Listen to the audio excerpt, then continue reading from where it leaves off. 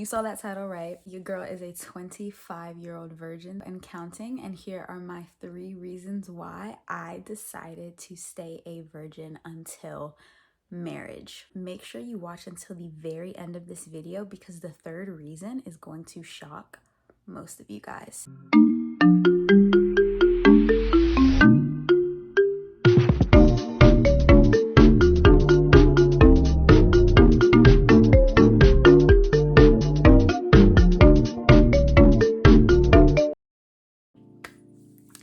Number 1, no baby mama drama. I'm not getting pregnant. I'm not having no deadbeat daddy. I'm not raising a child in a broken home.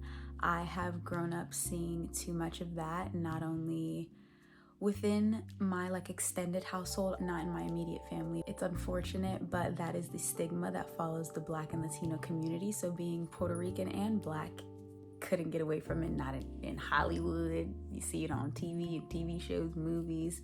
I even saw it actively in schools. All of my friends were children in broken homes. Every friend I ever had, single parent household, because the father walked out. And that was all due to premarital sex. So I am not touching a PP until marriage because I altogether want to avoid pregnancy. So here we go. Reason number 1, no baby mama drama. I never wanted to make myself a statistic, and I grew up in a household where my parents constantly would preach that little Afro-Latina girl pregnant at 16. Don't be that. Now, that was my aunt. That was lots of my family members. That was lots of my friends in high school. That's life, and I don't think that it's anything exclusive to the color of your skin, but that is a risk that you take when you do lay down. And of course there is birth control, but I think everyone has a certain level of governing over their body, and I most certainly treat mine like the temple of the Lord's that it is. And so I decided that I didn't want birth control because I just didn't want what it did to me. My body is made to have children. What my body's not made to do is to fornicate and to have sex with all these different men and all these different partners. I'm not going to get birth control as a way to mitigate the very real consequences that come about because of my cutting up. And I think that altogether it's fornication that I shouldn't do. I shouldn't try to take steps after me cutting up to put any backlash on the child, none of that, so I just didn't want to deal with that altogether, so completely scrapped it. And I think that was my first driving reason, was that I will only feel comfortable having a child with the man that has put a ring on this girl's finger, because there's a level of security that I need as a woman and as a woman of God. There's a level of security that I need because of my child. I can't and I will not and I refuse to have our child, my husband and my child, growing up in a broken home or in a broken household. And I think that being able to selflessly understand that I am not the only life affected because I want to fornicate and mess around with some PP. No. Stop. No. Reason number 2, no STDs. I have a story time for you all. I knew a girl, a very beautiful, amazing girl in high school. Yes, you guys, high school, 16. We were very close friends. So much potential, just so smart, so athletic, so kind, so caring, so motherly and nurturing. Kind of grew up from a very rough background and upbringing, and of course us being kids, and we went to Alamogordo High School in New Mexico, and there wasn't any proper adult guidance or even the resources or access to those resources in that area that could have allowed the traumas that she was facing as a child, that could have helped steer her and guide her on a better path to allow for those things to properly and healthily be processed. Because of that, what do most people do? You turn to the temporary pleasure, which actually is the path of death and destruction, because in the moment it feels good, but it's Ain't nothing about them consequences after it are gonna feel or be good. One day, we are in the locker room. We are in the locker room after track practice, and we're just like messing around and everything. And she sits down and like drops to the floor, and she's like, Renaja. I'm like, yeah? And she's like, I have HIV. And I was like, whoa. Wow. And it's not until now, me being 25 years old, that I'm just like, for a 16-year-old girl to hear that news. And then it's like, I can only imagine celebrities that contracted, rich people that contracted, they got all the money in the world to undo what they did. But a 16-year-old girl that doesn't have a family, has no sense of stability because because her parents was doing the same thing that you probably watching me is doing, cutting up, fornicating, not taking thought for the fact that you could have a kid, then leaving your kid out in the dirt because you want to still keep cutting up. You guys see the cycle? A few moments later. You see the cycle? That you want to mess around and fornicate, that's the type of children that are going to be in, like, your kids breaking and being broken because of our mistakes. So that's number one. And I was like, nope, I'm not doing that. I am not going to be the reason why a precious soul and a baby girl like her goes through what she's going through, because I couldn't handle it. And I'm grown. Nope. And then a couple weeks later, I see that little tummy getting a little bloated. But of course, she had some body on her because she was super athletic. And so I just chalked it up. So, oh, she getting thick. Because, you know, your girl's built like SpongeBob. Laughing Blossom, what's that?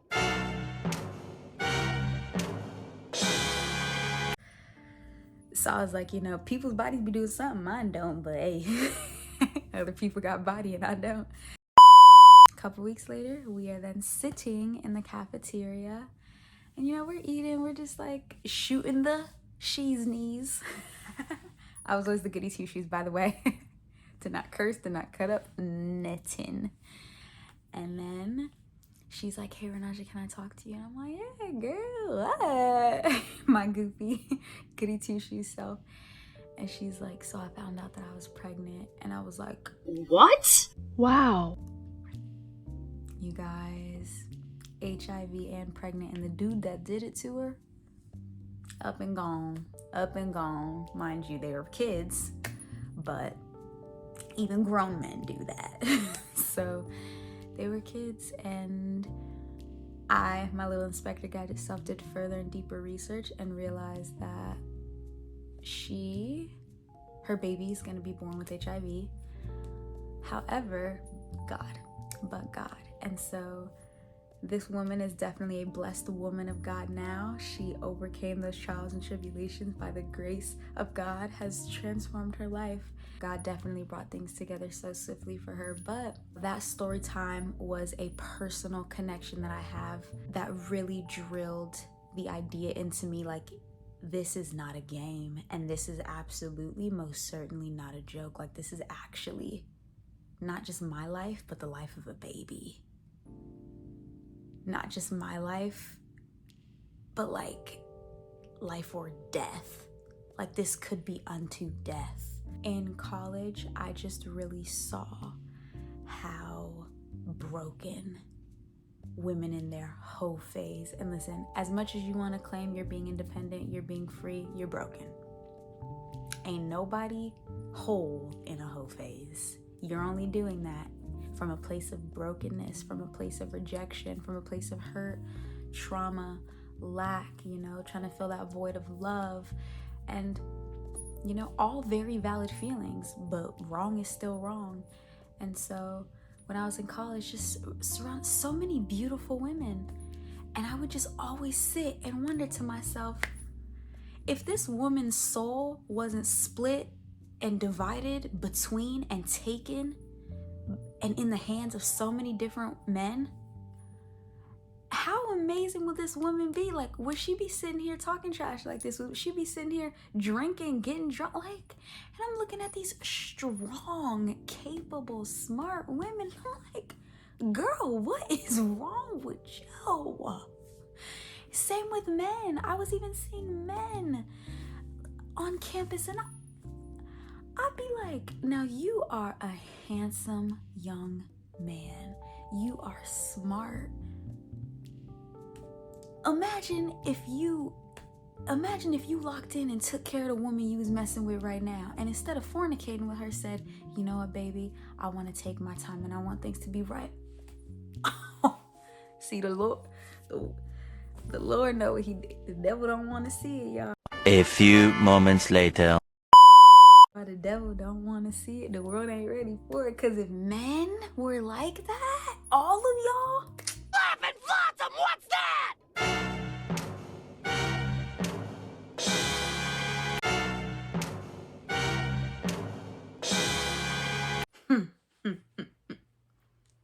this world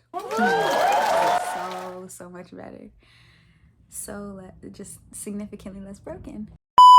This all brings me to my reason number 3, because I've been putting little bits and pieces. The final reason why, which is the arc of all, this is the overarching, all-encompassing reason, is that I made a promise and a vow to God. I was 7 years old. You guys. And I was like, I just said it that moment so ignorantly. I'm not gonna have sex until I'm married 25 years later. Let's go. Not to, but that's the flex, y'all. But yes, a promise to God. And the reason why I say that may shock most of you guys is because realistically, most individuals in my personal experience end up creating or coming into that vow after having cut up. And it's like after having fornicated, realizing I've actually gotten severely broken. How about let me not, and let me decide to do what I should have been doing all along, and that's keep the kitty in the cage. Keep the pee-pee muzzled. keep it in there. And so yeah, I am not doing this like, oh, you know, as a woman, the 90-day cancel. This is a promise to God, and it's a promise of purity to God, because I honor and I take very seriously the ministry of God and the original ministry of God. And life started with marriage, and that was with Adam and Eve. It started with the male and female, because in the beginning, Jesus himself says it in the Bible, and God stated it in the beginning, that in the beginning made he male and female, and both became one.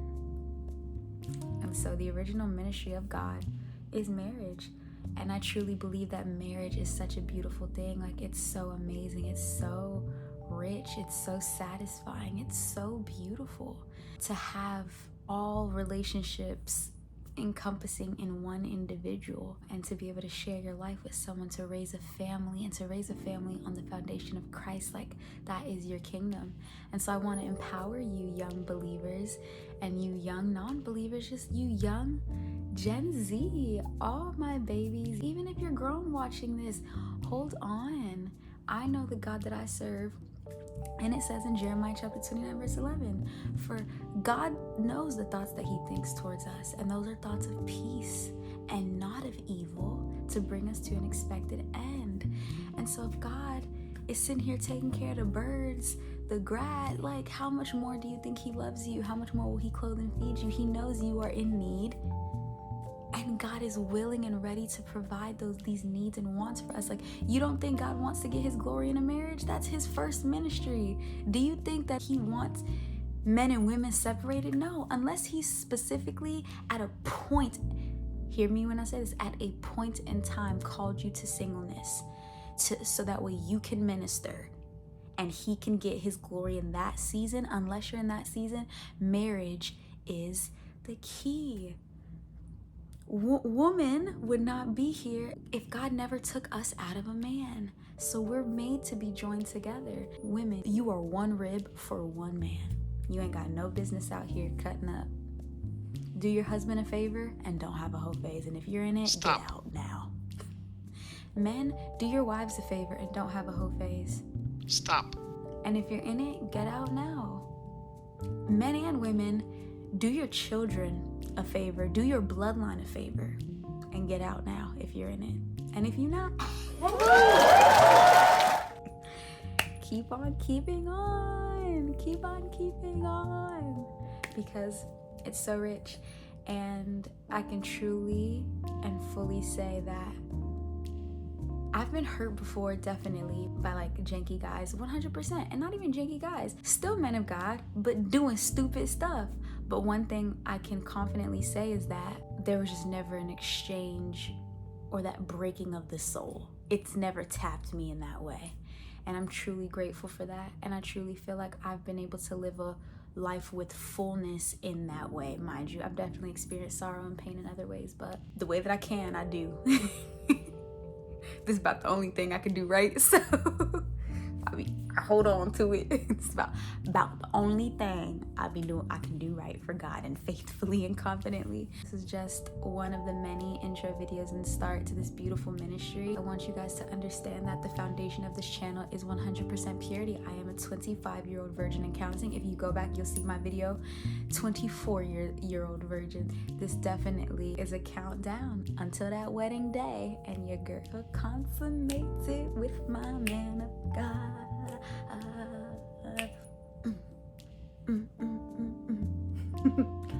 Stay faithful. Know that God is a God of miracles, and he's a God who serves, baby. He be serving and bringing the plates and the feast and preparing your table in the presence of your enemies. He did it for me. He's done it for me time and time again. He will do it for you too, for God restoreth our souls.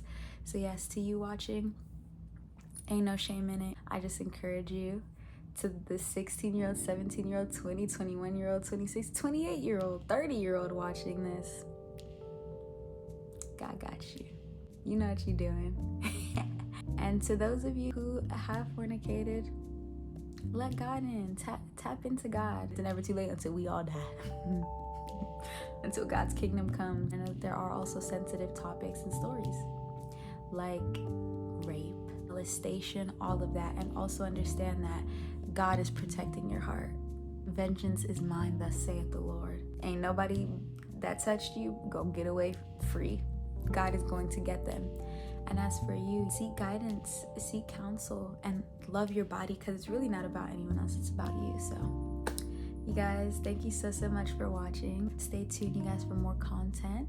Engage with me in the comments. Let me know your story. And if you are struggling with it, like, we're here, sisters in Christ. You need a community. Come, let's sit at the table of Jesus Christ and get up and leave transformed and renewed. That's what it's all about, that community. So come back into communion. I'm inviting you back into the presence of God and the Holy Ghost. And if you want to have like a conversation with me or engage with me about it, let's do it. It doesn't matter where you're at.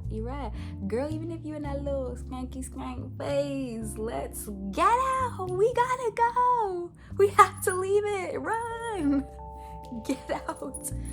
And I'm laughing to keep light of it, but this is actually serious. Like, this genuinely is life or death. Like, if you don't get out, you will die. And if it's not a physical death, it's gonna be, your baby's gonna have to die on account of it. And if it's not that death, your soul is gonna die, and you will be a hollow shell walking this earth. I'm so excited to see you guys in the next video. God bless you. Stay tuned for more content, and I'll see you guys later. No peepees until marriage.